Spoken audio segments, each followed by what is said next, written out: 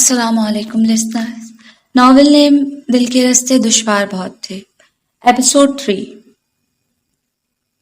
مام ڈنر کی تیاری دیکھنے کے لیے کچن میں آئی تھی۔ منصور نے دوپہر میں لنچ نہیں لیا تھا، اب وہ کب سے بھوک بھوک چلا رہا تھا۔ شاہم منصور کے ساتھ بیٹھی اسے مسلسل تنگ کر رہی تھی۔ ماہم ٹیبل لگوانے کے لیے اٹھ گئی۔ کچن میں پکتی مختلف ڈشز کی خوشبو سے اچانک اس کا جی بھاری ہونے لگا۔ وہ باہر ہی جانا چاہتی تھی کہ اس کا جی الٹ گیا۔ وہ تیزی سے کچن کے ساتھ بنے واش روم میں گھس گئی۔ اماں ہاجرہ جو اس کے نیچے آئی تھی اسے وامٹنگ کرتا دیکھ کر الٹے قدموں واپس مڑ گئی۔ منصور بیٹا ماہم کو دیکھو کیا ہو رہا ہے۔ ان کے ہوش اتنے اڑے ہوئے تھے کہ منصور اور شاہم حواس باختہ کچن کی طرف بھاگے۔ وہ واش روم کے دروازے کو تھامے بے جان سی کھڑی تھی۔ ماہی کیا ہوا؟ اس نے آگے بڑھ کر اسے تھام لیا۔ ماہم آپی آپ کی طبیعت تو ٹھیک ہے؟ شام نے بھی اسے ایک طرف سے پکڑ لیا۔ منصور میرا سر پلیز ڈاکٹر۔ ماہم ان دونوں سے اپنا آپ چھڑاتی نیچے بیٹھتی چلی گئی۔ کریم، منصور نے وہیں سے ڈرائیور کو پکارا۔ ظفر خان سما ڈرائیور کو گاڑی نکالنے کا کہنے کے لیے باہر بھاگا۔ ماہم کی غیر ہوتی حالت نے اس کے ہاتھ پاؤں پھیلا دیے تھے۔ اس نے ماہم کو بازو میں بھر لیا۔ منصور بھائی میں بھی آپ کے ساتھ چلتی ہوں۔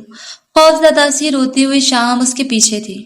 نہیں، کسی کی ضرورت نہیں ہے، ڈونٹ وری، میں تمہیں کال کر لوں گا۔ آپ کو اندر ڈاکٹر صاحبہ بلا رہی ہیں، ایک نرس نے اسے اطلاع دی۔ ڈاکٹر کے ہاں ویٹنگ روم میں چکر لگا لگا کر اس کی ٹانگیں شل ہو چکی تھی۔ ماہم ڈاکٹر تبسم کی ٹیبل کے سامنے والی چیئر پر سر جھکائے بیٹھی تھی اور اس کے برابر بیٹھ گیا۔ ڈاکٹر تبسم ان کی فیملی ڈاکٹر تھی۔ وہ ان کی کلینک پہ ہی ماہم کو لایا تھا۔ کنگریچولیشنز، آپ پھر سے بابا بننے والے ہیں، ڈاکٹر تبسم نے مسکراتے ہوئے بتایا۔ منصور نے بے یقینی سے ڈاکٹر تبسم اور پھر ماہم کے جھکے سر کو دیکھا۔ ریئلی؟ تھینک یو سو مچ۔ اس کے پریشان چہرے پر خوشی کی لہر دوڑ گئی تھی۔ اسے بچوں سے جتنا پیار تھا ماہم اتنا ہی الرجک تھی۔ انہیں ویکنیس بہت زیادہ ہے، خاص خیال رکھیں، میں میڈیسن لکھ رہی ہوں، ریگولر یوز کرنی ہے، اور پھر اسپیشلی پھل دودھ ڈیلی ڈائٹ میں شامل رکھنا۔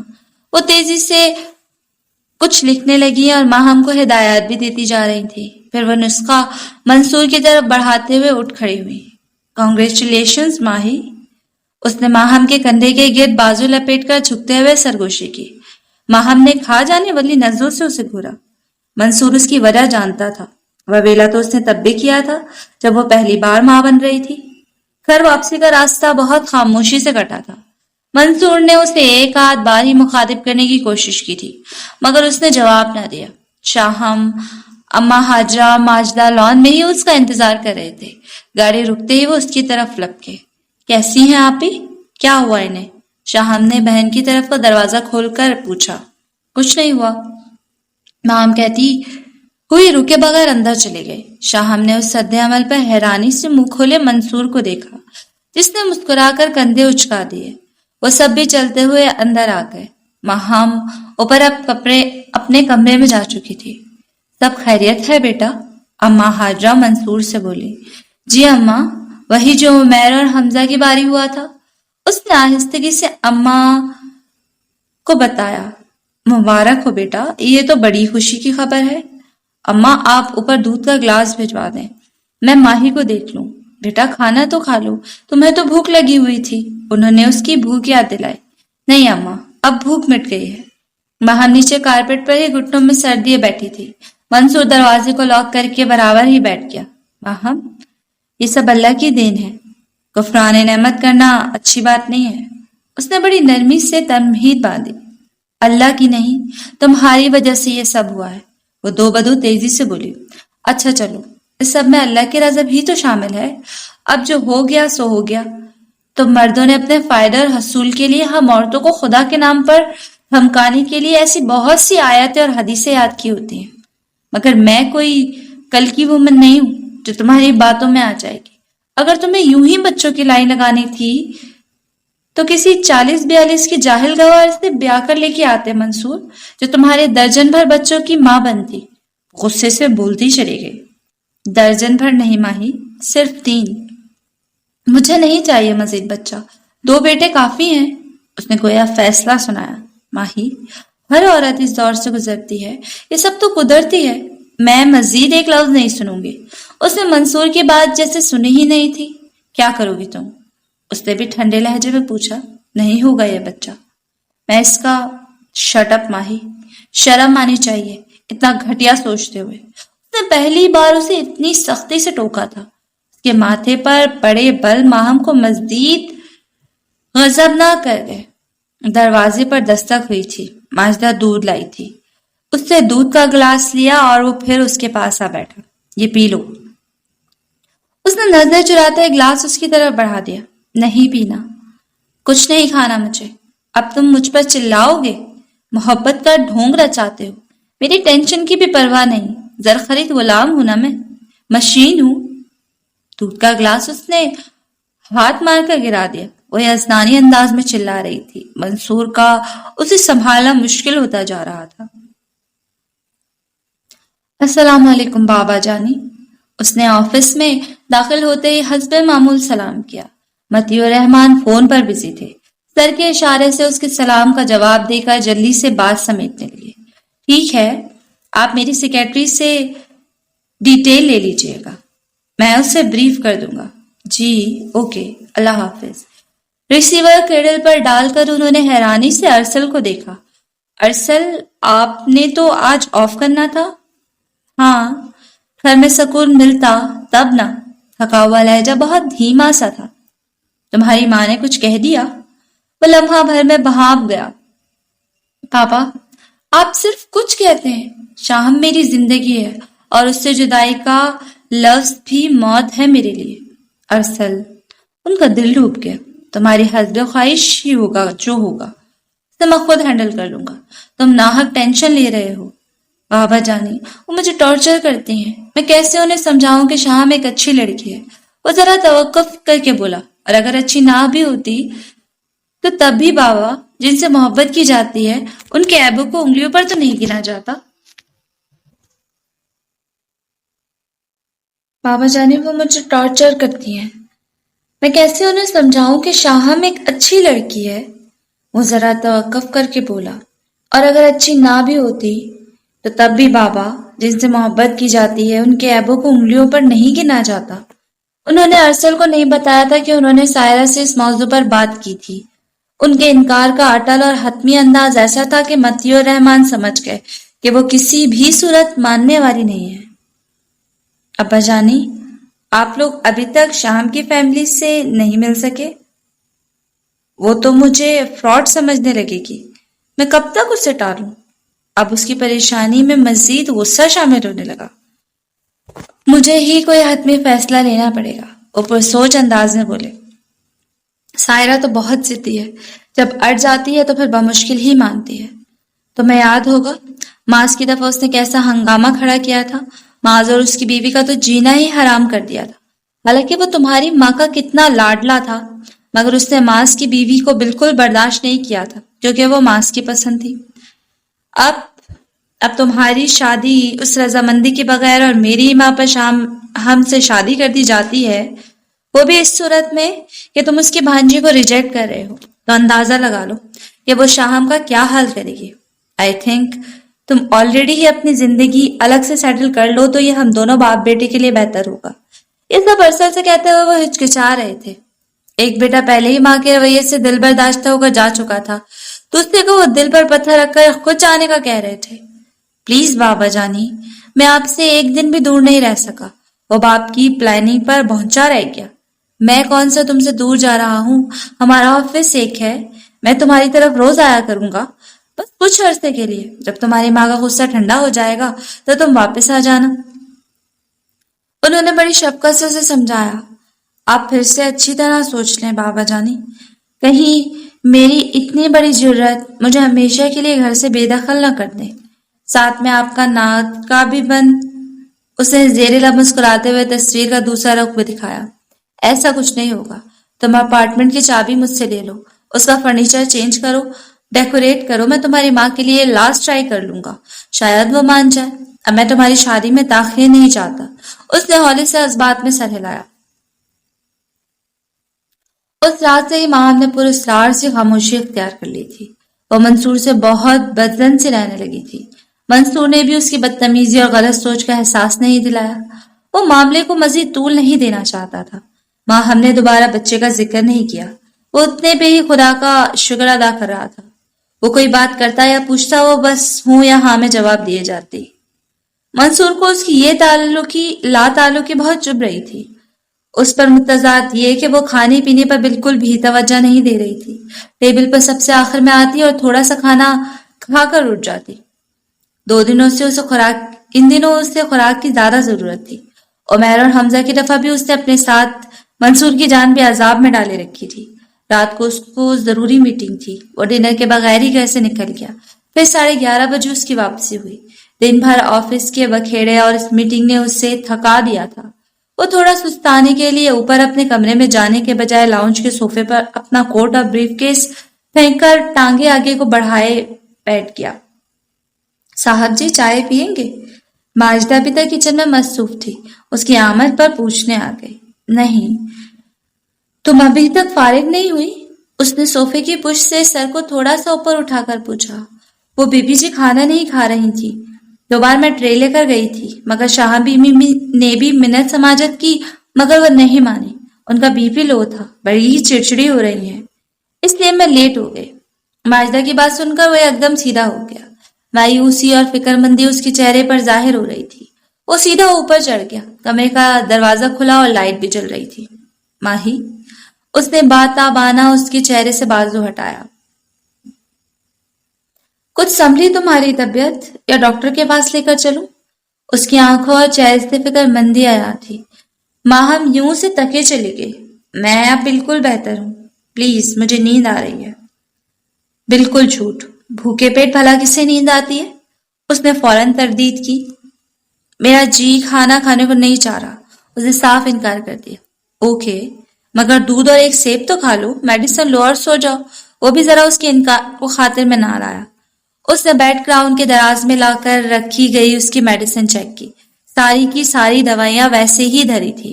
اس نے ایک گولی بھی نہیں لی تھی، جو یقیناً منصور سے واضح ناراضگی کا اظہار تھا۔ وہ خود کچن میں چلا آیا۔ ماجدہ شاید جا چکی تھی۔ اس نے دوبارہ بلانا مناسب نہ سمجھا۔ فریج میں سے دودھ نکال کر ساس پین میں گرم کرنے لگا۔ پھر سیب نکال کر سنک میں دھویا اور پلیٹ میں چھری کے ساتھ رکھ دیا۔ خود اس نے بھی کب کچھ کھایا تھا، مگر اس کے ناز نخرے کس نے اٹھانے تھے؟ ماہم نے تو مروتاً بھی نہیں پوچھا تھا۔ اب سے صلح ہے ہماری، تو تم ناراضگی کی آڑ میں اپنی صحت پر بات کر لو گی۔ سیب کی کاش کاٹ کر اس نے ماہم کے منہ میں ڈالی۔ دوسری کاش کے لیے منصور کا منہ کی طرف جاتا ہاتھ اس نے پکڑ لیا۔ خود دانتوں سے کتر کتر کر کھانے لگی۔ پلیٹ اس کی گود میں دھر کے وہ چینج کرنے کے لیے اٹھ گیا۔ اس نے مایوسی سے موبائل فون آف کر کے بیڈ دراز میں ڈال دیا۔ وہ پچھلے 3 دن سے ارسل سے رابطہ کرنے کی کوشش کر رہی تھی، مگر اس کا سیل فون مسلسل آف مل رہا تھا۔ اس نے آخری دفعہ شام سے بہت روکھے انداز میں بات کی تھی اور بتایا تھا کہ وہ 4 دن کے لیے کسی کام سے کہیں جا رہا ہے۔ شاہ نے بھی غصے میں آ کر اپنا فون بند کر دیا تھا۔ اس کا کسی کام میں بھی دل نہیں لگ رہا تھا۔ عجیب عجیب سے وہم اسے ستا رہے تھے۔ ارسل کی ماما کا انکار وہ جانتی تھی۔ متضاد سوچوں سے اس کے اندر گھٹن بھرنے لگی تو اس نے گھبرا کے کمرے کی کھڑکی کھول دی۔ نیچے لان کے منظر میں ماہم اور منصور بیٹھے ہوئے تھے۔ ماہم اسے کچھ بتا رہی تھی۔ منصور اس کی بات پر ہمتاً گوش تھا۔ منصور کو دیکھ کر اسے پھر ارسل یاد آنے لگا۔ بظاہر بہت لاؤبالی شوخ سا ارسل، اس کی ہر سیدھی بات کو توڑ مڑوڑ کر اپنے مطلب کے جملے میں ڈھال لینے والا، بالکل اسی طرح اسی کے چہرے پر نظریں گاڑے ہو بہو اس سے محبت اور محبت سے اس کی گفتگو سنا کرتا تھا۔ منصور دھیما دھیما مسکرا رہا تھا۔ اس کی نظریں ماہم کے چہرے کا گھیراؤ کیے ہوئے تھی۔ پھر ماہم کے اٹھنے کے ساتھ ہی منصور بھی اٹھ کھڑا ہوا۔ وہ دونوں اندرونی حصے کی طرف آ رہے تھے جب منصور کو شرارت سوجی۔ وہ ماہم کے 2 قدم پیچھے تھا۔ اس نے گھاس پر پڑے پانی کے پائپ کو بہت محتاط انداز سے اٹھا کر سیدھا رخ ماہم کی پشت کی طرف موڑ دیا۔ ماہم بجلی کی سرعت سے پلٹی وہ اس کے لیے بالکل تیار نہیں تھی، اپنا بچاؤ کرنے کے ساتھ منصور کو وارن بھی کرتی جا رہی تھی۔ پانی پانی کے اس کھیل سے لطف اندوز ہوتی شام بھی اپنا سارا دکھ بھول کر انہیں دیکھنے لگی۔ ماہم نے شفن کے ایک باریک ہاف سلیوز کی ساڑی پہن رکھی تھی۔ وہ پوری کی پوری اپنا بچاؤ کرتی منصور تک پہنچ گئی۔ اس نے تھوڑی سی کوشش سے منصور سے پانی کا پائپ جھپٹ لیا۔ اب پانی کی موٹی دھار منصور کی طرف مڑ چکی تھی۔ اگر اس نے جلد ہی ماہم پر قابو پا لیا تھا۔ یہ منصور بھائی کبھی کبھی ارسل کی طرح شرارتیں کرنے لگتے ہیں، بالکل بچوں جیسی۔ وہ پھر بے خیالی میں ارسل کو سوچنے لگی۔ 5ویں دن شام کے وقت ماہم لان میں بیٹھی تھی۔ ملازم نے ارسل کے آنے کی خبر دی۔ ماہم نے اسے وہیں اپنے پاس بلا لیا۔ السلام علیکم، وہ مؤدب سا بولا۔ وعلیکم السلام۔ وہ ارسل، آؤ ارسل بیٹھو۔ ماہم نے سامنے والے صوفے کی طرف اشارہ کیا۔ وہ شاہم ہے گھر پر؟ وہ ذرا نروس ہو۔ ہاں گھر پر ہی ہے، اس نے کہاں جانا ہے؟ جب سے تم اسلام آباد گئے ہو وہ اپنے کمرے میں ہی بند پڑی رہتی ہے۔ اصل کے اسلام آباد جانے کا جھوٹ شاہم نے ہی ماہم کو سنایا تھا۔ ارسل شاہم کی جھوٹ کی گہرائی جان کر دل ہی دل میں شرمندہ ہوا۔ چائے پیو گے یا کافی؟ ماہم نے گود میں دھرا اخبار اٹھا کر سائڈ ٹیبل پر دھرا۔ نہیں تھینک یو، ابھی آفس سے چائے پی کر ہی آ رہا ہوں۔ آپ سے ایک بات کرنی تھی، بلکہ ریکویسٹ کرنی تھی، اس نے بہت عاجزی سے کہا۔ ہاں کہو۔ ملازمہ کو پکارتی ماہم رک گئی۔ وہ میں شام کو اپنے ساتھ لے کر جانا چاہتا ہوں شاہم کو۔ ڈنر کا پروگرام ہے۔ ایکچولی وہ ناراض ہے تو اس نے زمانے بھر کی مسکینیت اپنے چہرے پر طاری کر لی۔ ٹھیک ہے مگر ذرا جلدی چھوڑ جانا ورنہ منصور ناراض ہوں گے۔ اس نے ماجدہ کو شام کو بلانے کے لیے کہا تھا۔ تھوڑی ہی دیر میں سر جھاڑ منہ پھاڑ شاہم حاضر تھی۔ جہاں شاہم کو اتنے دن بعد ارسل کو دیکھ کر خوشی اور حیرانی ہوئی تھی، وہیں ارسل اسے اس حالت میں دیکھ کر بے اختیار کھڑا ہو گیا۔ شاہم، ارسل تمہیں لینے آیا ہے، جاؤ جلدی سے اپنا حلیہ درست کرو۔ جی۔ وہ ماہم کے حکم کی تعمیل کے لیے تیزی سے پلٹی۔ ماہم یہاں موجود نہ ہوتی تو وہ بھی اسے خوب کھری کھری سنا کر ساتھ جانے سے انکار کر دیتی۔ پھر سارے راستے گاڑی میں بھی ارسل چپ رہا۔ شام کی بھی کچھ کہنے کی ہمت ہی نہ ہوئی۔ تقریباً آدھے گھنٹے کی ڈرائیو کے بعد وہ ایک بلڈنگ کے نیچے اپنی گاڑی اتارنے لگا۔ ایک اپارٹمنٹ کے باہر اسے رکنے کا کہہ کر وہ خود اندر چلا گیا۔ اپارٹمنٹ اندھیرے میں ڈوبا ہوا تھا۔ لائٹس روشن کر کے وہ اس سے لینے آیا۔ اب آؤ، اس نے بیرونی دروازہ کھول دیا۔ وہ جو 1.5 گھنٹے سے ارسل کی سنجیدگی سے ششوپن میں مبتلا تھی آگے بڑھی، پر قدم دھرتے ہی وہ رک گئے۔ گلاب کی پتیوں کا ریڈ کارپٹ کافی اندر تک جا کر ختم ہوتا تھا۔ اسے یوں ہی کھڑا دیکھ کر ارسل نے اس کا ہاتھ تھام لیا۔ ایک ہاتھ سے دروازہ بند کرتے ہوئے وہ اس کے ہمراہ بڑا دھیرج سے چلنے لگا۔ گاہے بگاہے بھینی بھینی سی خوشبو چاروں اور پھیلی ہوئی تھی۔ ایک بہت معنی خیز سی پر اسرار خاموشی اس کے حواسوں پر چھائی جا رہی تھی۔ ارسل نے ہینڈل گھما کر کمرے کا دروازہ کھول کر کمرے کا منظر دیکھا تو وہ ساکت رہ گئی، جیسے ابھی یہاں کسی دلہن نے کی سیج بنائی گئی ہو۔ انابی بیڈ شیٹ، انابی پردے اور انابی ہی رنگ کا قالین بچھا ہوا تھا۔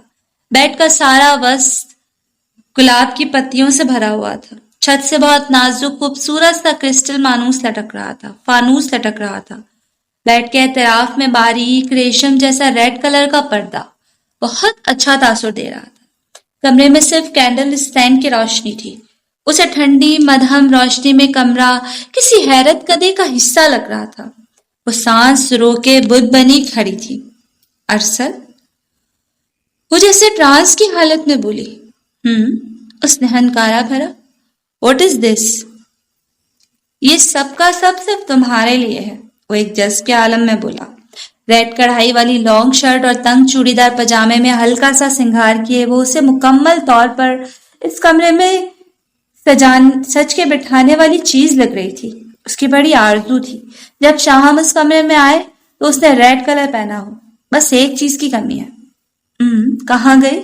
Just 1 second. وہ اپنے کوٹ کی جیبیں ٹٹول کی تلاشی لے رہا تھا۔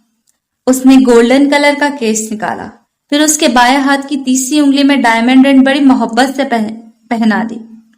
یہ کس لیے؟ اس نے اپنی خوشی کو چھپاتے ارسل کی مہویت توڑی. جہاں تک میری معلومات ہے منہ دکھائی کا تحفہ دیا جاتا ہے. اپنے نچلے ہونٹ کا بایا کونا دانتوں تلے دبائے اس کی آنکھوں میں شرارت ابری تھی. ارسل تم. اسے مارنے کے لیے آنکھیں نکال کر اس نے بازو اٹھایا مگر پہلی دفعہ اسے سچ مچ حیا آ گئی تھی.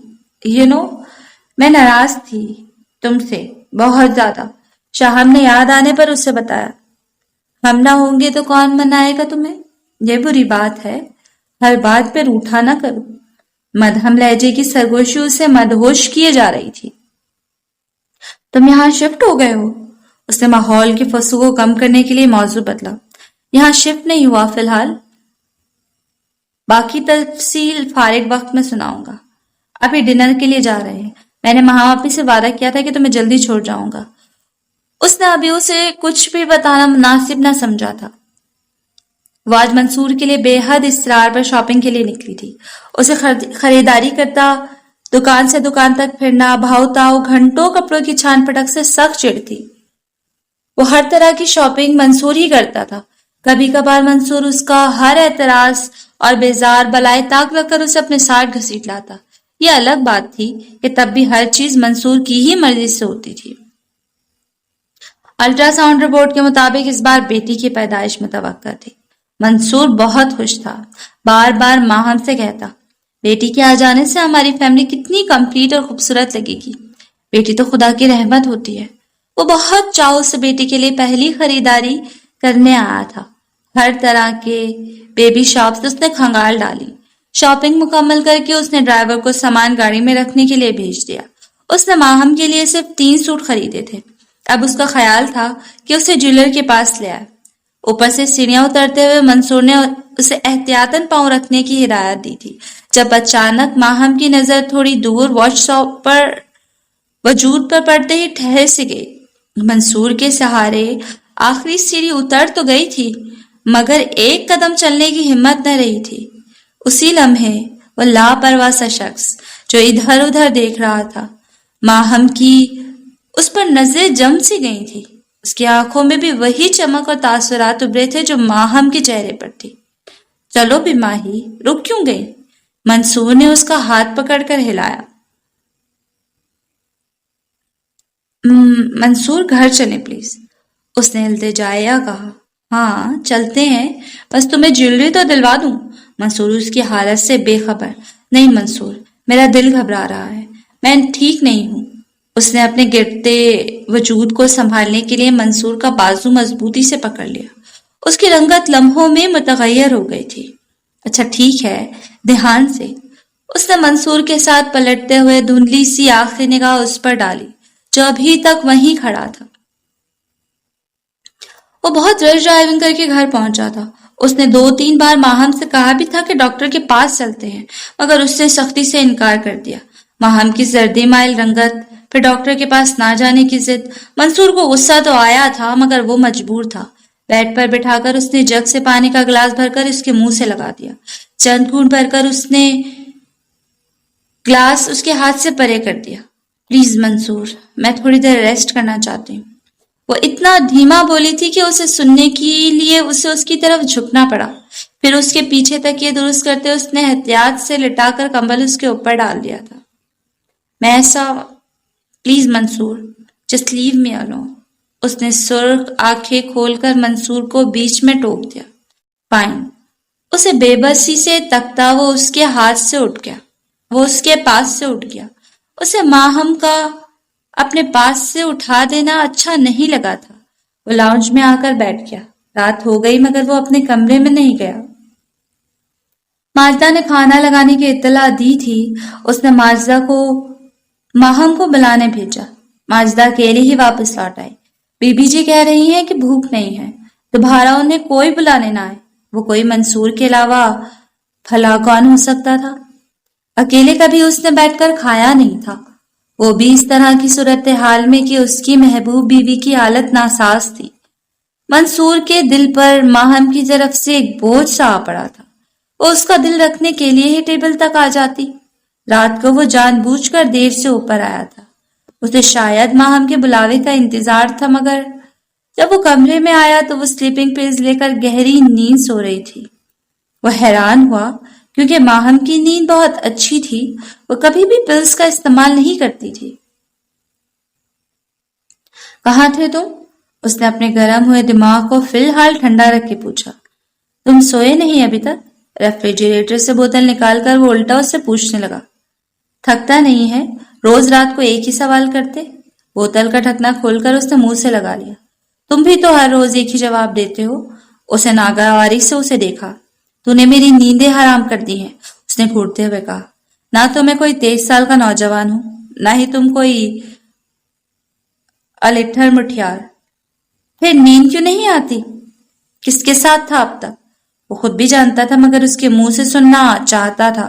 یہ سوال بھی تھوڑے سے رد و بدل سے وہ اکثر ہی کرتا تھا۔ سلونی میرے ساتھ تھی۔ رات کے 3 بجے فریج سے کھانا ڈھونڈتے اس نے اپنے مطلوبہ جواب دیا۔ سلونی کی ماں کا منہ بند کر کے نہیں گیا تھا؟ سارا شہر اس نے سر پر اٹھایا ہوا ہے۔ 700 فون مجھے کھٹکا چکی ہے۔ تیرے سیل فون کا سوئچ آف کیوں تھا؟ اسے ساتھ ہی سب پوچھ لیا۔ اسے ساتھ نہیں بھیج رہی تھی، میں وہاں رکنا نہیں چاہتا تھا۔ اس کی ڈیمانڈ زیادہ۔ اس کے منہ میں ٹھوس کر گیا تھا۔ چکن کا سالن اس نے اپنے لیے نکال لیا۔ سلاد اور رائتا ٹیبل تک منتقل کرتے اس نے بتایا۔ ٹائمنگ میں گڑبڑ کیوں کی؟ سلونی کو پہلے شاپنگ کروائی۔ اوون میں سالن گرم کرتے وہ بڑے تحمل سے اس کے سوالوں کے جواب دے رہا تھا، بالکل اپنی طبیعت کے برعکس۔ ابھی بھی وہ کچھ اور کہنے ہی والا تھا کہ فون کی بیل بجنے لگی۔ غنی نے بڑے معنی خیز انداز سے اس کی طرف دیکھا۔ سلونی کی ماں کا ہی فون تھا جب اس نے ریسیو نہیں کرنا تھا، مگر وہ اپنی ازلی لاپرواہی اور ٹھٹائی سے بریانی کو فل سائز پلیٹ میں نکال رہا تھا۔ دوسری دفعہ فون کی 5ویں بیل پر اس نے باہر آ کر بے نیازی سے فون ریسیو کیا۔ ہاں بول، کون ہے؟ وہی مخصوص لب و لہجہ۔ ہاں سلونی۔ اسے تو راستے میں پولیس نے اریسٹ کر لیا، بلکہ میں نے خود دیا ہے اسے پولیس کو۔ ابھی تھوڑی دیر میں صبح ہونے والی ہے۔ تیری دکانداری تو ویسے بھی ٹھپ ہو چکی ہوگی۔ سویرے نہیں تو کل شام تک وہ خود ہی تیری عزت ماں بیٹی کو چھوڑ جائیں گے۔ تفصیل سنا کر مفید مشورہ بھی بتا دیا تھا۔ بکواس بند کر بڑھیا، لاکھ سے زیادہ کی تو شاپنگ کر لی ہے اس نے۔ مجھے مزید بحث میں مت ڈالو۔ دوبارہ فون کیا تو میرا بھیجا الٹ جائے گا، پھر تیرے پاس آ کر تیری ہی زبان میں سمجھاؤں گا۔ وہ ریسیور زور سے پٹک کر غصے سے پلٹا۔ غنی نے واپس کچن میں جاتے اس من موجی بندے کو دیکھا۔ وہ اس کے رگ رگ سے واقف تھا۔ جلد ہی بات کی تہ تک پہنچ گیا۔ ہاف پینٹ، چوڑے اور مضبوط کسرتے جسم پر ہاف سلیو لیس ٹی شرٹ چڑھائے، بائیں کان میں وائٹ گولڈ کی بالی، شاور لے کر بالوں کو انگلیوں سے سلجھایا گیا تھا جن سے ابھی بھی پانی کے ننھے قطرے اس کی پیشانی پر گر رہے تھے۔ یہ کاشف حسین عرف کاشا چودھری تھا، دنیا بھر سے اکھڑا ہوا، من موجی، اپنے آپ میں مست و مگن رہنے والا۔ کاشا اگر پولیس نے روک ہی لیا تھا تو کیا اس کی اصلیت بتانا ضروری تھا؟ خود تو انہیں 4 چھلٹ دے کر بچ گیا اور اسے پھنسا دیا۔ یار تو اسے بھی اپنی بہنیہ کزن بتا سکتا تھا، غنی نے تعصب سے کہا۔ غنی؟ اس نے کچن کے شیلف کے قریب غنی کو یکدم دبوچ لیا۔ ایسی لڑکی جسے کوئی بھی پیسے دے کر لے جا سکتا ہے، اسے اپنی ماں بہن بنا لوں؟ اس کی سرخ آنکھوں میں غراہٹ تھی۔ میرا گریبان چھوڑ کاشا۔ غنی نے اپنا گریبان دبوچے اس کے دونوں ہاتھوں پر دباؤ بڑھایا۔ اس نے جھٹکے سے اسے ہاتھ ہٹا لیا۔ 7 سال سے تم کاشا کو نہیں سمجھ سکے؟ وہ کرسی گھسیٹ کر بیٹھ گیا۔ پی کر میں آیا ہوں، مدہوش تم ہو رہے ہو۔ نفی میں سر ہلا کر اس نے اطمینان سے کھانا کھانا شروع کر دیا۔ اب میرا منہ نہ دیکھ، بیٹھ کھا لے تو بھی۔ اس بار بدھ بنے کھڑے غنی کو دعوت دی گئی۔ تھینک یو، میں کھا چکا ہوں، وہ چبا چبا کر بولا۔ یوں مسکینوں کی طرح کھڑا نہ ہو، جا میرے لیے 1 کپ چائے بنا کر لا، اس نے بچکارا۔ غنی نے چپ چاپ اس کے لیے چائے کا کپ بنا دیا۔ وہ کھانا ختم کر چکا تو اس نے برتن اٹھا کر سنک میں دھر دیے۔ وہ اپنے کمرے میں داخل ہوا، دروازے میں پہنچا۔ غنی، آج میں نے مارکیٹ میں ماہم کو دیکھا تھا، اتنا کہہ کر اس نے کھٹاک سے دروازہ بند کر دیا۔ غنی اس کے الفاظ پر غور کرتا رہ گیا۔ اس کے آفس جانے تک وہ نیند میں تھی۔ وہ تیار ہو کر آفس کے لیے نکل گیا۔ 11:30 وہ ناشتے کے لیے آیا تو ماہم نہ صرف اٹھ گئی تھی بلکہ گمسم سی چائے پی رہی تھی۔ منصور نے بہت غور سے اسے دیکھا تھا۔ ایک ہی رات میں اس کی آنکھوں کے مدھم ہلکے پڑ گئے تھے، آنکھوں میں ہلکی ہلکی سرخی ابھی بھی تھی، چہرہ بہت ہی ڈل لگ رہا تھا۔ کیا بات ہے ماہم؟ اس نے اس کا ہاتھ اپنے ہاتھ میں لے لیا۔ کچھ نہیں، اس نے نظریں جھکا دی تھی یا چرا لی تھی، وہ جان نہ پایا۔ تم اچھی بھلی تھی، شاپنگ کے دوران بہت فریش تھی، پھر اچانک کیا ہو گیا؟ منصور بغور اسے دیکھ رہا تھا۔ ایک سیکنڈ کے لیے وہ بھونچا رہ گئی۔ کوئی پرابلم نہیں ہے منصور، اس نے غیر محسوس انداز سے اپنا ہاتھ چھڑا لیا۔ میں ہمیشہ شاپنگ کرنے سے گھبراتی ہوں، تم نے اتنا اصرار کیا تو میں چلی گئی، اس نے بوکھلا کر جواب دیا۔ آپ بریک فاسٹ لیں منصور، میں روم میں جا رہی ہوں۔ وہ اس سے کتراتی اٹھ کر چلے گئے۔ تو تم کہتی کچھ خاص نہیں، اپنے برابر ماہم کو خالی جگہ دیکھ کر وہ بڑبڑایا۔ اتنے سال سے جو اس کے اندر چور چھپا بیٹھا تھا وہ مارکیٹ میں کاشا کو دیکھتے ہی بیدار ہو گیا تھا۔ وہ اپنے طے منصور سے شادی والے روز اپنا ماضی دفن کر چکی تھی، وہ ماضی جو نظر اندازی کے باوجود ہمیشہ اس کے سنگ رہا تھا۔ اگر وہ اپنی ماضی کو بھول چکی تھی تو منصور کے ساتھ اس کے اکھڑے اور قدرے لا تعلق رویے کی وجہ کیا تھی؟ منصور کی محبت اور اپنا حق سمجھ کر وصول کرتی، جہاں دینے کی باری آتی وہ خود پہ بیزاری بے حسی کا خول چڑھا لیتی۔ منصور کے حصے میں بیزاری، اکتاہٹ اور اس کے حصے میں حد دھرمی ہی آتی، اور یہ سب کرنے میں وہ خود کو حق بجانے ٹھہراتی۔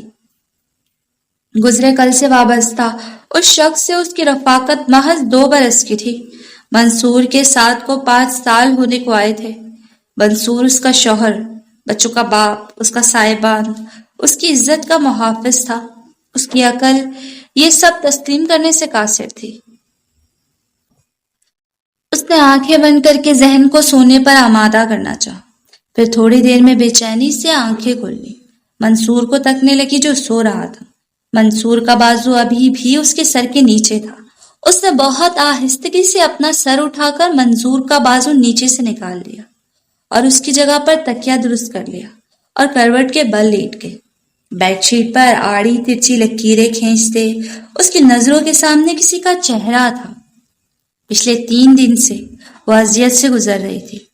جو ہو چکا وہ اسے یاد نہیں کرنا چاہتی تھی، جو تھا اس کے پاس اس کے ساتھ رہنے میں بھی اسے دشواری ہوتی تھی۔ وہ جھٹکے سے اٹھ بیٹھی، رخ موڑ کر منصور کو دیکھا، کافی دیر اس بے خبر کو تکتے گئی۔ میں بے وفا نہیں ہوں مگر تم سے وفا نہ کر سکی، اس نے دل ہی دل میں اسے مخاطب کیا۔ تکیے کے پاس دھرا موبائل اٹھایا، احتیاط سے چلتی ہوئی ٹی وی لاؤنج میں آ گئی۔ وہاں کی روشنی میں وہ صوفے میں دھنس کر اسی لینڈ لائن نمبر کو یاد کرنے لگی جو اس کی کبھی فون بک کا اکلوتا نمبر ہوا کرتا تھا، جو اتنا عرصہ گزرنے پر بھی اسے یاد تھا۔ بیل ہو رہی تھی مگر کوئی کال ریسیو نہیں کر رہا تھا۔ اس نے دوبارہ کوشش کی۔ وہ رات کو اپنے بیڈ روم فون سیٹ کا پلگ نکال کر سوتا تھا۔ استاد اسے یاد نہیں تھا۔ بجتی گھنٹی نے اس کی نیند خراب کر دی۔ منہ پر رکھا تکیہ اس نے پرے ہٹایا، سرخ آنکھوں سے اس نے فون کو گھورا۔ حواس تو بیدار ہو ہی چکے تھے۔ اوندھے منہ لیٹے اس نے کال ریسیو کر لی۔ ہیلو، اس کی آواز میں کھا جانے والی اور راحت تھی۔ دوسری طرف مکمل سکوت چھا گیا، الفاظ اس کے حلق میں ہی پھنس گئے۔ ہیلو، اب وہ کافی سختی سے بولا۔ اب بھی اگر جواب نہ ملتا تو وہ گالیوں کا طوفان اگلنے والا تھا۔ ہیلو۔ خاموش گھر میں اس کی مدھم سی آواز دل کی دھڑکنوں کو منتشر کر گئی۔ کاشا کی آنکھیں اس ڈری سمی ہیلو پر کھل گئیں۔ اس کی یادداشت بہت اچھی تھی۔ اس یادداشت نے تو اسے اب تک خوار کر رکھا تھا۔ وہ پہچان گیا تھا، اسے خود بھی کال کا شدت سے انتظار تھا۔ ماہم، اس نام کو لیتے وہ سیدھا ہو گیا۔ ابھی تلک یاد ہے تمہیں؟ اس کے منہ سے اپنا نام سنتے ہی اس کی آنکھیں تیر گئیں۔ بھولی ہی کب ہو؟ اس نے غمگین لہجے میں کہا۔ ٹھیک ہو؟ اس کے اقرار نے اسے حوصلہ دیا۔ یہ احساس بہت پرسکون کرنے والا ہوتا ہے کہ جس کے لیے ہم بے چین ہیں، چین اسے بھی نہیں۔ ہاں تقریباً۔ And you? کاشا کے لہجے میں آپ نرمی گھلتی جا رہی تھی، ورنہ کاشا نیند خراب کرنے والے کی شامت بہت بری آتی تھی۔ چھوڑو میری، تمہیں ہی تو نہیں چھوڑ سکتا۔ ماہم کے اندر کا فکل ٹوٹ گیا، اس کے خود پر بٹھائے گئے سارے پہرے اٹھ گئے۔ مل سکتے ہو؟ کاشا کے ایک جملے نے اس سے کتنا بڑا فیصلہ کروا لیا تھا۔ اپنے اس اقدام کی وجہ وہ سمجھنا نہیں چاہتی تھی۔ ارسل، میں کبھی کبھی سوچتی ہوں کہ میں جانتا ہوں کہ تم کبھی کبھی ہی سوچتی ہو۔ اس کی اچکی بات کو اپنے مطلب کے رنگ میں ڈھلتا اس نے زور کا کہکا لگایا۔ تم کہاں کے مفکر یا فلاسفر ہو؟ میں ان پڑھ جاہل، عقل سے پیدل۔ وہ چڑھ کر بولی۔ شکر ہے۔ اس نے دونوں ہاتھ اوپر اٹھا کر شکر ادا کیا۔ میں تو سمجھتا تھا کہ مجھے حقیقت سے روشناس کروانا پڑے گا، مگر تھینکس گاڈ تم خود ہی اپنا ٹیلنٹ جانتی ہو۔ اس نے آمین کے انداز میں ہاتھ منہ پر پھیرے۔ اگر مجھ میں اتنی خامیاں نظر آتی ہیں تو ڈھونڈ لو اپنی جیسی کوئی حورو پری۔ میں چلتی ہوں۔ ہاں ہاں جاؤ، ڈھونڈ لوں گا، تم جیسی ہزار ملیں گی۔ ارسل نے اپنا نچلا ہونٹ دانت میں دبا کر اپنی آواز میں ذرا رعب پیدا کیا۔ ہم نے سب سے بڑا اور وزنی فلور کشن اٹھایا اور اس کی کمر پر پوری طاقت سے مار دیا۔ ہائے اللہ، مر گیا۔ وہ منہ کے بل صوفے پر گر کر زور زور سے چیخنے لگا۔ چلاؤ، مرو، میں جا رہی ہوں۔ اس کے وبیلا کی پرواہ کیے بغیر وہ دروازے کی طرف بڑھی۔ میری ریڑھ کی ہڈی کے سارے مہرے ہل گئے ہیں، میرا نچلا دھڑ بیکار ہو گیا ہے۔ اسے باہر جاتا دیکھ کر اس نے اور اونچی دردناک آواز میں پکے بہن ڈالنا شروع کر دیے۔ شاہن جیسے کمزور دل اور معصوم لڑکی ارسل کے درد کو کیسے نظر انداز کر دیتی۔ دبے دبے قدموں چلتی اس کے قریب آ بیٹھی، جو اب صوفے سے قالین پر گرا ہوا تھا۔ ارسل، کیا ہوا؟ اس نے بازو ہلاتے اس کے اندر خوف سا بڑھ دیا۔ کوئی ہے جو اس قاتل حسینہ کی معصومیت کو دیکھے؟ مارتی بھی خود ہے، پھر پوچھتی بھی ہے مرنے والے سے کہ کیا ہوا؟ وہ ابھی بھی باز نہیں آ رہا تھا۔ شاہم کا دل ڈوبتا جا رہا تھا۔ اب ٹکر ٹکر کیا دیکھی جا رہی ہو؟ مجھے پکڑ کر سیدھا کرو اور میرا موبائل پکڑاؤ۔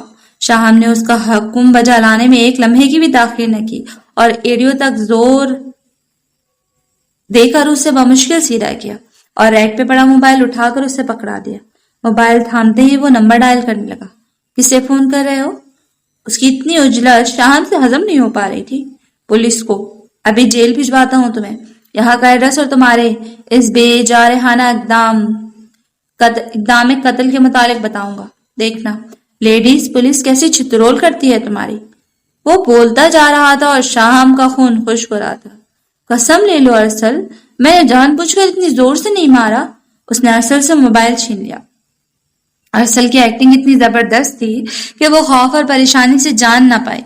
ادھر دو موبائل، سب سمجھتا ہوں میں۔ سیدھی سیدھی ٹارگٹ کلنگ تھی۔ جوان مرد کے گھر میں دن دہاڑے گھس کر اسے مارنے کی کوشش کے بعد اس کی کمر توڑ کر معاشرے کا بوجھ بنا دیا۔ وہ پھر نمبر ڈائل کرنے لگا۔ تم خود جو چاہو مجھے سزا دے لو، مگر اس کی آنکھوں میں آنسو آ گئے۔ وہ منت کے انداز میں سر جھکائے ہونٹ کاٹنے لگی۔ ارسل کی ساری شوخیاں اس کے آنسوؤں تک ہی تھی۔ ارے رو مت، چونکہ تم سے پرانے مراسم ہیں اس لیے ان کو مد نظر رکھتے ہوئے میں تمہاری سزا میں تخفیف کر سکتا ہوں۔ اس کے چہرے کو تھوڑی سے پکڑ کر اونچا کرتا ہوا وہ بولا۔ تخفیف کا لفظ اس کے لیے بالکل پلے نہیں پڑا تھا۔ کیا کر سکتے ہو؟ تمہاری کم سے کم سزا یہ ہے کہ تمہیں میرے ساتھ چائے پینی ہوگی۔ اس نے احسان عظیم کرتے ہوئے جتایا۔ میں ابھی بنا کے لاتی ہوں۔ وہ پھرتی سے اٹھنے لگی۔ نہیں، تم بیٹھو۔ تمہارے ہاتھ کی بنی چائے پینے سے بہتر ہے کہ میں جا کر گٹر میں ڈبکیاں لگا لوں۔ اس نے دھیمی بڑبڑاہٹ سے کہا جو وہ سن نہ سکے۔ پھر چائے کون بنائے گا؟ ارسل کی حالت کے پیش نظر اس نے پوچھا۔ میں بناؤں گا، بذاتے بقلم خود۔ وہ بالکل ٹھیک ٹھاک کھڑا ہو گیا۔ ارسل؟ وہ اتنی زور سے چلائی کہ وہ کان دبا کر باہر بھاگا، مگر اس بار وہ کمرے کا دروازہ لاک کرنا نہیں بھولا تھا۔ کاشا، دوسرا کیا بتا رہا تھا؟ آج سنڈے تھا، وہ دونوں باتوں کے موڈ میں تھے۔ کیا بتایا تھا؟ اسے بالکل یاد نہیں تھا۔ ماہم کا ذکر کیا تھا تو نے؟ غنی کو وہ معصوم سی لڑکی آج بھی یاد تھی جو کاشا کے لیے بہت بےتاب رہتی تھی۔ ہاں، ماہم ملی تھی، مطلب نظر آئی تھی اپنے شوہر کے ساتھ۔ کاشا نے ٹی وی کی آواز کم کرتے ہوئے اسے بتایا۔ تجھے کیسے پتا کہ اس کے ساتھ جو مرد تھا وہ اس کا شوہر تھا؟ کاشا کے ساتھ اتنا وقت گزار کے بھی غنی اسے سمجھنے میں اکثر غلطی کر ہی جایا کرتا تھا، یا کاشا کی باتیں ہی ایسی تھیں کہ دونوں میں مطابقت نہیں پائی جاتی تھی۔ جہاں تک میں اسے جانتا تھا، آئی تھنک وہ تجھ سے اتنی محبت کرتی تھی کہ تیری خاطر ساری عمر کنواری گزار سکتی تھی۔ غنی نے سگریٹ کے تمباکو کو چرس کو برابر مسلتے ہوئے ماہم کے بارے میں اپنی رائے پیش کی۔ مناسب شادی کر چکی ہے، بلکہ ماں بھی بننے والی ہے، کاشا نے کہا۔ ٹیبل پر اپنی دونوں ٹانگیں رکھتے غنی کا منہ کھلا رہ گیا۔ ملا تھا تو اس سے؟ اس نے مشکوک نگاہوں سے گورا۔ نہیں، اس کی چال سے اندازہ لگایا۔ یہ بھی کہ وہ پہلی دفعہ ماں نہیں بن رہی۔ کاشا غنی کے ساتھ نہ کبھی اتنا سنجیدہ مذاق کرتا تھا، نہ ہی جھوٹ بولتا تھا۔ اس کے اندازے، حتیٰ کہ قیاس آرائیاں بھی کبھی غلط ثابت نہیں ہوتی تھی۔ غنی اپنی بات چھوڑ کر اسے سن رہا تھا۔ کاشا کا تجربہ بول رہا تھا اور وہ بے یقین تھا۔ کاشا نے اس کی ہتھیلی پکڑ کر اپنی ہتھیلی پر سارا تمباکو اور چرس الٹ دی۔ وہ اسے انگوٹھے اور انگلی سے باریک باریک مسلنے لگا۔ اچھی لڑکی تھی۔ غنی نے خالی سگریٹ اسے بھرنے کے لیے پکڑا دی۔ تھی سے کیا مراد؟ ہوگی بہت جلد۔ دونوں سگریٹ کو برابر جوڑ کر بڑے ماہرانہ انداز میں ٹھوک ٹھوک کر برابر بھر رہے تھے۔ اس نے معنی خیز لہجے میں کہا، ہوگی مطلب؟ غنی نے بھویں ہچکائے۔ مطلب عنقریب تیری بھابھی اور میری پہلی بیوی۔ اس نے غنی کی محدود سوچ کے ساتھ اس کی سماعت میں دھماکہ کیا۔ یار کھل کے بولنا۔ اس نے لائٹر جلا کر اس کی طرف بڑھایا۔ اس کا شوہر بہت موٹی اسامی ہے، کروڑوں کا مالک، یعنی 5 گھی میں انگلیاں۔ میرا فالٹ نہیں بلکہ گڈ لک ہے کہ اس نے بذات خود مجھے کال کی ہے، بلکہ ملاقات بھی ہو گئی ہے۔ جب سونے کی چڑیا خود ہی پنجرے میں آ رہی ہے تو کیا مجھے اسے دانہ ڈالنے میں تکلیف ہوتی ہے؟ وہ بہت بے حس لگ رہا تھا۔ وہ صوفے کی پشت سے ٹیک لگا کر آنکھیں مودے کش پہ کش لگا رہا تھا۔ وہ شادی شدہ ہے کاشا، تو اس پر غنی بات مکمل نہ کر سکا۔ غنی، اس نے تنبیہ انداز میں ہاتھ اٹھا کر تھوڑی سی آنکھیں کھولی۔ میرا بحث کا موڈ ہے نہ لیکچر کا۔ بہت سکون مل رہا ہے، بے سکون نہ کر۔ مزید ٹانگیں پسار کر ہلکی ہلکی غنودگی میں جانے لگا۔ غنی نے سگریٹ کو ایش ٹرے میں مسل کر سارا غصہ اس پر اتار دیا تھا۔ کاشا سے دوبارہ رابطہ کر کے اتنے عرصے بعد اس کی آواز سن کر وہ خود کو بہت اچھا محسوس کر رہی تھی۔ اسے ایسا لگتا تھا کئی صدیوں سے اس کے دل و دماغ پر بوجھ تھا، وہ صرف کاشا کے ہونے نے بالکل سرکا دیا تھا۔ اس کے جذبات اور احساسات اب تک کسی زندان میں مقید تھے جسے اب آزادی نصیب ہونی تھی۔ کھل کر سانس لینے کی اجازت مل گئی ہو جیسے۔ ساری حدیں، ساری پابندیاں ختم ہو گئے۔ وہ بہت خوش رہنے لگی تھی۔ کاشا سے اس کی ملاقات بھی طے تھی۔ منصور، آپ مجھے سیلون تک ڈراپ کر دیں گے؟ چائے پیتے ہوئے اس نے منصور سے پوچھا، جو نیوز پیپر میں مگن تھا، ساتھ میں چائے کے سبے لے رہا تھا۔ اسے ابھی تھوڑی دیر میں آفس واپس جانا تھا۔ سیلون؟ منصور نے اخبار چھوڑ کر حیرت سے اسے دیکھا۔ ماہم کو سجنے سنورنے کا خیال منصور ہی دلاتا تھا، ورنہ اس نے کب خود پر توجہ دی تھی۔ آج تو معاملہ الٹ تھا۔ اب اس کے سامنے منصور نہیں، کاشا تھا۔ خوبصورت عورت کاشا کی کمزوری تھی، اتنی تو واقف تھی وہ۔ Of course. دل ڈوب گیا میرا اس روٹین لائف سے، اس نے خالی پلیٹیں اکٹھے کرتے ہوئے کہا۔ اپنا دھیان پلیٹوں میں لگا کر وہ آسانی سے منصور سے نظر چرا سکتی تھی۔ ٹھیک ہے، تم تیار ہو جاؤ، میں ڈراپ کر دوں گا۔ واپسی پہ ڈرائیور تمہیں پک کر لے گا۔ ماہم کی اس تبدیلی کو ہضم کرتا وہ مزید کچھ نہ کہہ سکا۔ منصور کی خاطر اس نے اپنا سراپا کبھی قابل توجہ نہ جانا تھا، مگر وہ کاشا کے لیے تبدیلی چاہتی تھی۔ کاشا کو وہ گلابی رنگ میں اچھی لگتی تھی، وہ جب کبھی گلابی رنگ پہنتی تھی وہ دل کھول کر تعریف کرتا تھا. پھر وہ اس کی خواہش پر یہ رنگ پہننے لگی. اس سے بچھڑنے کے بعد اس نے کبھی یہ رنگ زیب تن نہیں کیا تھا. اس کی کپڑوں کی شاپنگ اور کلر سلیکشن بھی منصور ہی کرتا تھا. وہ اکثر اکیلا ہی شاپنگ کے لیے چلا جاتا. ماہم کو اس پر ہی بھروسہ تھا. منصور 2-3 بار اس کے لیے گلابی رنگ لایا مگر اس نے یہ کہہ کر منع کر دیا کہ مجھے یہ رنگ اچھا نہیں لگتا. حالانکہ یہ رنگ منصور کا بھی فیورٹ تھا. آج وہ کاشا سے ملنے جا رہی تھی تو ہر لحاظ سے کاشا کی پسند کے سانچے میں ڈھلنا چاہتی تھی. اس کے اندر ایک عجیب سی ہلچل اور دبی دبی سی خوشی کا احساس ہلکورے لے رہا تھا. وہ غلط کر رہی ہے، یہ اس کی ضمیر کی آواز تھی جس پر وہ کان دھرنا بے وقوفی سمجھ رہی تھی. وہ سنور کر کاشا کی لے رہی تھی مگر منصور کی آواز، اس کے چھوٹے چھوٹے جملے اس کے کانوں میں گونج رہے تھے. وہ کبھی گھر سے اکیلی باہر نہیں گئی تھی. منصور کی طرف سے اسے کوئی پابندی نہیں تھی. اس نے خود ہی اپنی ذات پر بیرونی دنیا کی طرف کھلنے والا ہر دروازہ بند کر رکھا تھا. وہ منصور کو کہتی آئی تھی کہ مجھے زیادہ سوشلائز ہونا اچھا نہیں لگتا. میں گیدرنگ میں ان ایزی فیل کرتی ہوں. کبھی منصور یا شاہم کا باہر کھانا کھانے کا پروگرام بن جاتا تو اسے ڈھیروں منتیں کر کے منانا پڑتا. تب بھی اس کا مزاج عروج پر ہوتا تھا. وہ ابھی ٹھیک سے انجوائے بھی نہ کر پاتے کہ وہ واپسی کا شور مچا دیتی. شاہم منصور کو بتاتی تھی جب تک بابا جان زندہ تھے ماہم آپی نے سارے گھر کی ذمہ داری بڑی خوش اسلوبی سے اٹھائی ہوئی تھی. وہ گھر کے اکثر کام خود ہی نپٹاتی تھی. مہینے بھر کا راشن، بل جمع کروانے، گھر کی خریداری اور شاپنگ میں تو ان کی جان تھی. ان کی فرینڈز کے ساتھ اکثر گیدرنگز اور get together, one dish parties بھی چلتی رہتی تھی. بابا نے کبھی منع نہیں کیا تھا. منصور شاہم کی زبانی اس کی پرانی زندگی کے بہت سے قصے سن چکا تھا جن میں ایک خوشباش، بے فکری اور ہنستی مسکراتی لڑکی ہوا کرتی تھی. آہستہ آہستہ منصور نے اس سے اور اس کی عادات سے بھی سمجھوتا کر لیا تھا. اس کا عجیب ہی نرالا انداز تھا. بس محبوب کی ہاں میں ہاں ملائے جاؤ. وہ اپنے لمبے بالوں میں برش پھیر رہی تھی کہ شاہم چلی آئی. ہیلو آپی. اگلے ہی لمحے اس کی حیرت دیدنی تھی. وہ ماہم کے کمروں میں شاز و ناز ہی آتی تھی. جھٹکا اسے گلابی رنگ کے شلوار قمیض میں ملبوس نکسک سے ماہم کو دیکھ کر لگا. واو، ویئر آر یو گوئنگ؟ آپ اس نے ایک عرصے سے ماہم کو اس حالت میں نہیں دیکھا تھا. ہاں، اس کی تعریف پر ہلکا سا جھیمتے ہوئے وہ اس کا اگلا سوال گول کر گئی تھی. منصور بھائی تیار ہو رہے ہیں؟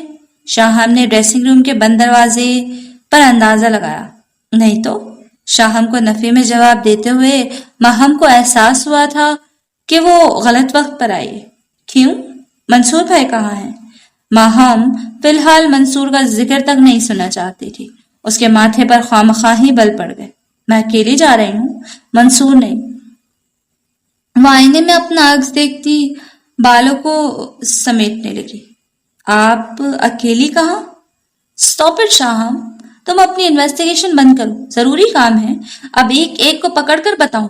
اسے شاہم کو بہت سختی سے ٹوکا. وہ بہت کم جھوٹ بولتی تھی. جھوٹ اس کی تربیت کا کبھی حصہ نہیں رہا تھا. مگر اب وہ جو آنکھ مچولی کا کھیل کھیلنے جا رہی تھی اس میں قدم قدم پر جھوٹ کے سہارے کی ضرورت تھی. جی، میں نے تو یوں ہی پوچھ لیا. شاہم نے سر جھکا کر آنکھوں کو چھلکنے سے روکا. ماہم کبھی اس سے اتنا اونچا نہیں بولی تھی. اس سے مزید وہاں رکنا 2 بار ہو گیا. وہ واپسی کے لیے مڑی. ماہم نے ترچھی نظر سے اس کے اترے ہوئے چہرے کو دیکھا. اسے دکھ تو ہوا مگر اس نے دل ہی دل میں شکر بھی ادا کیا. شاہم نے یقیناً اب سیدھی اپنے کمرے میں جانا تھا اور اس کا گھر سے نکلنا اور آسان ہو گیا تھا. اگر وہ اسے نہ ڈانٹتی تو وہ اس کا بہت وقت ضائع کر دیتی. آپ ہی ہینڈل پر ہاتھ دھرے وہ یکدم پلٹی. آپ نے گلابی رنگ کافی عرصے کے بعد پہنا ہے، شاید شادی کے بعد پہلی بار. وہ اتنا کہہ کر جا چکی تھی. اس کے یہ الفاظ ماہم کے گرد کتنی دیر ادھم مچاتے رہے تھے. सिल्वर स्पून में वो काशा के दिए गए वक्त से 10 मिनट लेट पहुंची थी। घर में 24 घंटे ड्राइवर रहता था, मगर उसने समझदारी से काम लेते हुए ड्राइवर को साथ लाना मुनासिब न समझा। उसे ड्राइविंग आती तो थी, मगर बहुत अरसे से गाड़ी ड्राइव नहीं की थी, इसलिए वो बहुत आहिस्ता आहिस्ता गाड़ी चला के आई थी। काशा रिजर्व टेबल पर मौजूद था। उसने हॉल में दाखिल होती माहम को देखा और फिर रुख मोड़कर ग्लास वॉल के दूसरे बने स्विमिंग पूल को देखने लगा। उसकी तरफ बढ़ते हुए माहम के कदम मन भर के हो रहे थे। उसने अपना आप छुपाने के लिए बड़ी सी शाल कंधों के गिर्द लपेटी हुई थी। गरम शाल में उस पर हल्की हल्की कपकपी तारी हो रही थी। काशा के सामने चेयर संभालते उसका दिल बुरी तरह धड़क रहा था। काशा अभी भी ग्लास वॉल से परे नजर जमाए था। वो बोलने में पहल की मुंतजिर थी, सो खामोश रही। अगर तुम्हारा हाफजा कमजोर नहीं तो तुम्हें याद होना चाहिए कि मैं बहुत पंक्चुअल हूँ। इंतजार मुझे जहमत लगता है और तुम पूरे 10 मिनट लेट आई हो। काशा के मुंह से निकले पहले अल्फाज पर वो हकदग रह गई। काशा चौधरी को दोगलापन रास ही नहीं आता था। औरत के मामले वो अपनी शख्सियत को खौल में बंद करने का कायल नहीं था। मगर पहले की बात और थी। तब वो एक उम्र की लड़की थी जिसके बहुत से ख्वाब थे। उन ख्वाबों का काशा चौधरी अकलौता वारिस था। वो उससे जो कहता था वो मान लेती थी। वो उम्र ही ऐसी होती है। पर अब वो एक लड़की थी, कोई जज्बाती दोशीदा नहीं थी। वो अपने शौहर और बच्चों के साथ जिंदगी गुजर रही थी। उस गुजरे वक्त ने उसके अंदर की नरमी को बहुत सी तब्दीलियों से गुजार कर बदल दिया था। काशा को उसके सामने बहुत मोहतात रहना था। उसने अपना मकसद हासिल करने के लिए नए सिरे से उसे रोजी पिक्चर दिखानी थी। उस दोगलेपन को निभाना उससे खासा मुश्किल लग रहा था। सॉरी काशिफ, एक्चुअली रश इतना ज्यादा था कि मैं लगता है तुम इस सच से आज ही मुतारिफ हुई हो। उसे काट कर बोला, it's okay, next time be careful. उसके झुके सर को घूरते उसने इशारा किया। ये सर हमेशा काशा के सामने ही झुकता आया था। इस जबान पर माफी का लफ्ज भी काशा के लिए ही अदा होता था। बहुत दफा उसे लगा करता था कि सारा कसूर काशा का है। उसे एहसास होना चाहिए था, मगर ऐसा कभी हुआ ही नहीं। वो तो अपनी गाड़ी से किसी राहगीर को टक्कर मार कर भी सॉरी नहीं बोलता था। वो बेकसूर होकर भी उसे मनाया करती थी, उसकी मिन्नत समाजत करती थी, उसके पीछे फिरा करती थी। मंसूर के मामले में वो बिल्कुल उलट थी। गलती और बदतमीजी करके शर्मिंदा होने के बजाय वो डिटाई से मंसूर से बोल चाल भी बंद कर देती थी। मंसूर को ही उसके हर रवैये के सामने झुकना पड़ता। By the way, you are looking so pretty. वो कभी भी उसकी तारीफ नहीं करता था। Thank you. वो झिम से गई। वेटर के खाना सर्व करने तक वो दोनों खामोश रहे। कब शादी हुई तुम्हारी? ग्लास में पानी उंडेलते उसने पूछा। 5 साल होने वाले हैं। वो सरासा हिचकिचाई। काशा का अंदाज उसके लिए गैर मुतवक्का था। उसका ख्याल था काशा उससे पूछेगा कि उसके बाद तुम्हारे साथ कौन मर्द था, तो मैं उसे सारी रदात सुनाऊंगी। And kids? उसके पास तमाम तफसीलात मौजूद थी। ट्विंस बेटे हैं। माहम को काशा का यूं मुंह फाड़कर बच्चों का पूछ लेना अच्छा नहीं लगा था। तुमने शादी कब की? उसके मजीद कुछ ना पूछने पर माहम ने तजस्सुस दूर करना चाहा। मैंने ये नहीं कहा कि मैंने शादी कर ली है। रोस्ट चिकन का बड़ा सा टुकड़ा कांटे में फंसाए मुंह की तरफ लेकर जाते उसने रोक लिया। मतलब शादी नहीं की? माहम ने उसके अंदाज में दरियाफ्त किया। नहीं, मुझे अपने बारे में अंदाजे लगाने वाले लोग पसंद नहीं। साथ ही एक और दम भी माहम के चाइनीज राइस हलक में ही अटक गए। काशा के नहीं पर बेयकीनी का आलम था। अभी तक तन्हा क्यों हो? कोई मिली नहीं? उसका दिल अनजाने में खुशफहम हो रहा था। हो ना हो, उसकी अब तक तन्हाई की वजह मैं ही हूं। कह सकती हो मिली भी नहीं। वैसे भी मेरी जिंदगी का सिर्फ जरूरत का खाना औरत के लिए खाली है, तो कभी जरूरत ही महसूस नहीं हुई। اس نے اپنا مخصوص انداز گفتگو اپنایا جس پر قابو پانا اس کے لیے خاصا مشکل تھا۔ تم بالکل بھی نہیں بدلے۔ وہ بڑی دلکشی سے مسکرائی۔ کاشا کی عورت کے معاملے میں ذہنیت سے وہ واقف تھی۔ کیوں؟ مجھے بدلنا تھا؟ الٹا اس سے پوچھنے لگا۔ بالکل نہیں، تم ایسے ہی بہت اچھے اور مکمل لگتے ہو۔ 3 گھنٹے گزرنے کی انہیں خبر ہی نہیں ہوئی۔ وہ 2 دفعہ کریم کافی بھی منگوا چکے تھے۔ ان کی گزری یادیں، باتیں، چھوٹے چھوٹے قصے کہہ کے، موجودہ اپنی زندگیوں کے روادات، بے شمار سوالات، بہت کچھ تھا کہنے سننے کو۔